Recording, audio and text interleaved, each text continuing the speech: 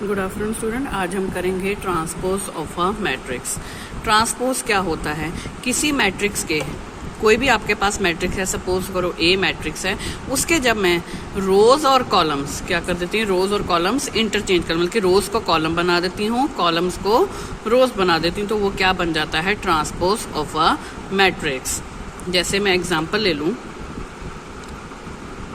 ए है मेरे पास 1 2 3 4, तो ए ट्रांसपोज क्या हो जाएगा? 1 2 3 4। रोज कॉलम बन गई, कॉलम रोज बन गई।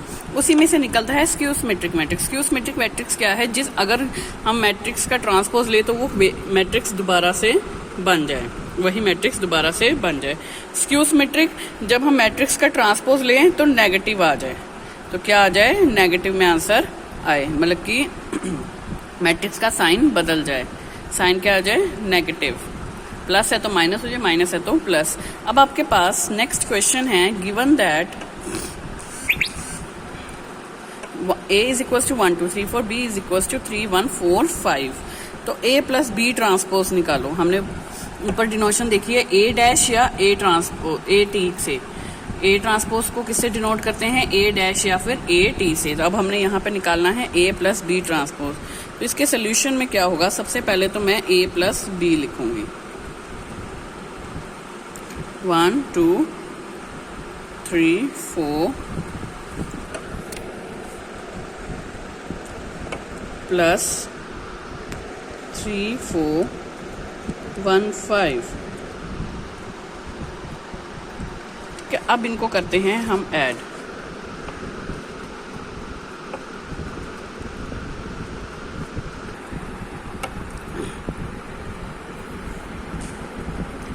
अब हमारा a प्लस बी क्या आ गया है?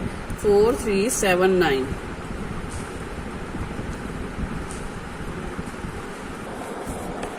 तो अब मेरे पास आया है a plus B is equal to 4 7 3 9। तो a प्लस बी ट्रांसपोज क्या हो जाएगा? रोज कॉलम में बदल जाएंगे और कॉलम्स रोज में, तो 4 3 7 9। तो ये आपका आंसर आ गया। क्या किया? पहले मैंने ऐड किया, ऐड करके जो आंसर आया फिर उसका ट्रांसपोज लिया। तो बेटा अब हम अगला क्वेश्चन करते हैं। उसमें क्वेश्चन की स्टेटमेंट क्या है? ए आपके पास ये मैट्रिक्स है, बी भी 2x2 मैट्रिक्स है, सी आपके पास 2x3 मैट्रिक्स है। आपने निकालना है ए बी सी ट्रांसपोज, मतलब कि पहले इन तीनों को मल्टीप्लाई करके फिर उसका transpose, and C dash B dash A dash, मतलब कि इन सब के ट्रांसपोज निकाल के उनको मल्टीप्लाई। तो पहले ए बी सी को मैं लिख सकती हूँ ए इंटू बी सी। तो पहले मैं ए को बाहर रखूंगी, बी और सी को मल्टीप्लाई करूंगी।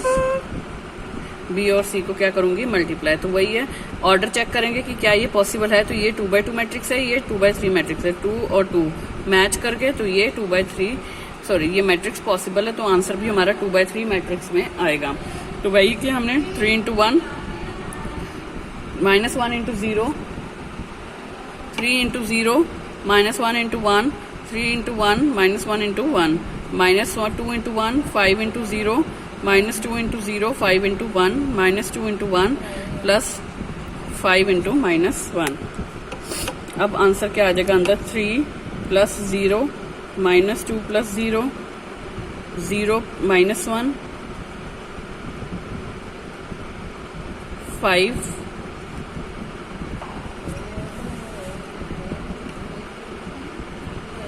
3 प्लस 1 माइनस 2 माइनस 5। तो अब हमारे पास बच क्या गया? 2 4 3 5 एज इट इज। अंदर बचा 3 माइनस 2 माइनस 1 5 4 माइनस 7। अब हम देखेंगे क्या इनकी प्रोडक्ट पॉसिबल है। हाँ है पॉसिबल, क्योंकि इसकी भी रोज, इसकी कॉलम्स मैच कर गए हैं। तो अब हम इनको मल्टीप्लाई करेंगे। तो जब मैंने अब इनको मल्टीप्लाई किया तो मेरे पास ये चीज़ आ गई है ना, ऐसे और ऐसे मल्टीप्लाई। पहले 2 को 3 के साथ, फिर 3 को माइनस 2 के साथ, फिर 2 को माइनस 1 के साथ, 3 को 5 के साथ, 2 को 4 के साथ, 3 को माइनस 7 के साथ, है ना, और बीच में ऐड के साइन। फिर अब इस पे आ जाते हैं सेकेंड रो पे, 4 into 3 plus 5 into minus 2, 4 into minus 1 plus 5 into 5, 4 into 4 plus 5 into minus 7। तो आंसर में अब इनको सॉल्व करके क्या आ गया, 6 minus 6 minus 2 plus 15, 8 minus 25, 12 minus 10, minus 4 plus 25, 16 minus 35। तो मेरा ABC की वैल्यू आ गई मेरे पास ये। अब निकालना क्या है इसका ट्रांसपोज। ट्रांसपोज मतलब कि हम इसके ऊपर भी ट्रांसपोज का साइन लगाएंगे, तो रोज कॉलम में और कॉलम रोज में। 0 13 माइनस 13, 2 21 माइनस 19। तो ये तो एक सॉल्व हो गया। नेक्स्ट सेकेंड पार्ट क्या है, C dash B dash A dash है ना। तो पहले मैं इसके लिए A डैश निकालूंगी। A ट्रांसपोज किसके इक्वल होगा, 2 4 3 5 ट्रांसपोज के, मतलब कि 2 3 4 5। B ट्रांसपोज B की मैट्रिक्स का ट्रांसपोज, 3 माइनस 2 माइनस 1 5। ये बन गया 3 माइनस 1 माइनस 2 5। रोज कॉलम में चेंज होगी, कॉलम रोज में चेंज होगी। अब C ट्रांसपोज 1 0 0 1 1 माइनस 1 का ट्रांसपोज। अब क्या होगा, रोज चेंज हो जाएंगी।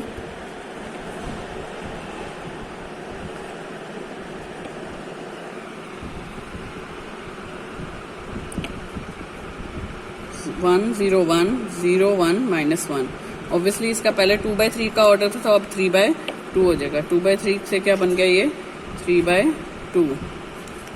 तो अब मैंने जब इन तीनों के ट्रांसपोज निकाले, ये आ गए। अब C dash B dash A dash, इसको भी ऐसे करूंगी, C को बाहर रखा, B डैश A डैश निकाला, तो C की मैट्रिक्स बाहर रही, बाकी दोनों अंदर है। अब इनका भी ऑर्डर 2/3 है और इसका भी ऑर्डर 2/2 है, तो इनकी मल्टीप्लिकेशन पॉसिबल है। तो अब इनकी मल्टीप्लिकेशन करेंगे। तो जब मैंने अब इनकी मल्टीप्लिकेशन करी,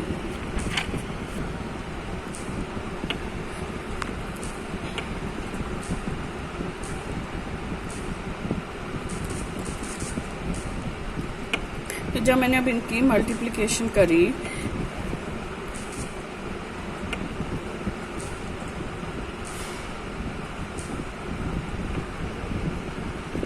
जब हम इनकी मल्टीप्लिकेशन करें तो मेरे पास ये आ गया 3 इंटू 2 3 इंटू माइनस 2 है ना।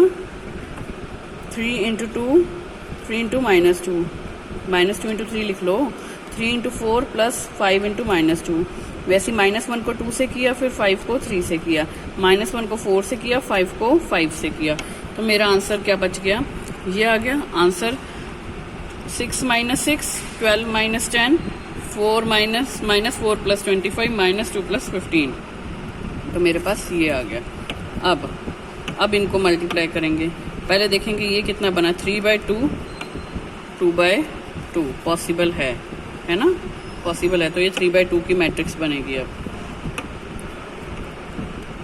अब इसको मल्टीप्लाई करेंगे। 1 into 0 plus 0 into 13, 1 into 2 plus 0 into 21, 0 into 0 plus 1 into 13, 0 into 2 plus 1 into 21, 1 into 0 plus 13 into minus 1, 1 into 2 plus 21 into minus 1।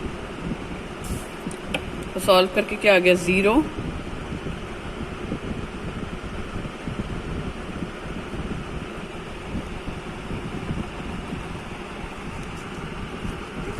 तो जब मैंने इनको सॉल्व करा तो ये क्या बन गया, 0 plus 0 0 plus 13 0 minus 13, 2 plus 0 0 plus 21 2 minus 21। तो आंसर क्या आ गया, 0 13 माइनस 13 2 21 माइनस 19। तो दोनों क्या हो गए, इक्वल हो गए।